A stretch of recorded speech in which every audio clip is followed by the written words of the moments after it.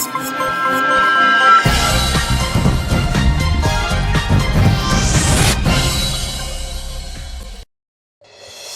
तारखेला दुपारी 4 ते 7च्या दरम्यान माझ्या मुलाला त्याच्या मित्राने घेऊन गेला आणि 4 मुलांनी मिळून त्याला एका जामनेर रोडच्या पोलीस स्टेशनच्या मागे नग्न करून मारलं आणि त्याच्यानंतर परत कपडे घालून मुस्लिम कब्रस्तानकडे नेलं आणि तिथे पण त्याला पूर्ण कपडे काढून परत नग्न करून मारलं. चीज करत फोटो काढले. लग्न करून मारत असताना मुलीच्या घरी व्हिडिओ कॉल करून त्याला दाखवलं आणि मला पैसे मागण्यासाठी पण घरी कॉल करण्यासाठी त्याला प्रेशराईज केलं. त्याला बेल्टनी, सिगरेटचे चटके देऊन आणि बॉक्सिंग स्टाईलनी खूप मारलं. ज्या मुलीसोबत तो पळून जाणार होता त्या मुलीला यांनी सांगितलं की बा मुलगा व्यवस्थित नाहीये, क्रिमिनल बॅकग्राऊंड आहे, जाऊ नको. बस एवढीच चूक होती. तर त्यांनी 6 महिन्याआधीच घरी येऊन पण मारहाण करून गेलेला आणि त्याच्यानंतर त्यांनी ही गोष्ट केली सगळी. त्या संदर्भात मी 23 तारखेला जसा मुलगा घरी आला तेव्हा FIR केली आणि त्या दिवशी मेडिकल झालं पण मेडिकल पण प्रॉपर झालं नाही आणि FIR पण प्रॉपर झाली नाही. त्याच्यामध्ये आरोपी आहे सौरभ अनिल सोनवणे, जो ऑलरेडी खून आणि बालकारागृहात गेलेला आहे.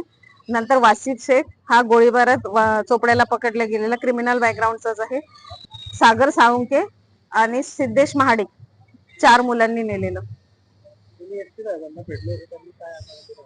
SP साहेबांना भेटले तर ते बोलले व्हिडिओ बघायची गरज नाही आहे, मी पुढील याच्यासाठी हे करतो. मी त्यांची रिसिव्ह कॉपी आणली. त्याच्यानंतर मी वेट केला. मी पोलीस स्टेशनला पण गेले पण जेव्हा मी FIR करायला गेलेली त्याच दिवशी दुपारी 3 पोलिसांनी मिळून माझ्या मुलाला परत बेदम मारलं. कारण म्हणजे त्यांनी त्या मुलाला विचारलं की काय कारण आहे, ते चुकीचे आरोप करत होता. मुलाचे पेशन्स नव्हते की मला मारलं कशासाठी, तोपर्यंत आम्हाला व्हिडिओ माहित नव्हता. तर तो आतून खूप चिडला आणि अंगावर जात होता. तेवढंच त्यांनी बघितलं आणि त्याला खूप मारलं. ही घटना 23 एप्रिल पासून आहे. पोलिसांकडून गेले तर ते बोलले की वासिफला ऑलरेडी चोपड्याला पकडलं, याला आम्ही जेलमध्ये. पण बाकी 2 मुलांवर काहीच कारवाई झालेली नाही आणि 4-5 दिवसात तो सुटून पण आलेला. PI यांना पण भेटले तर त्यांनी राहुल गायकवाड त्यांना तिथे बोलवलं, त्यांच्याकडे ती केस दिलेली होती.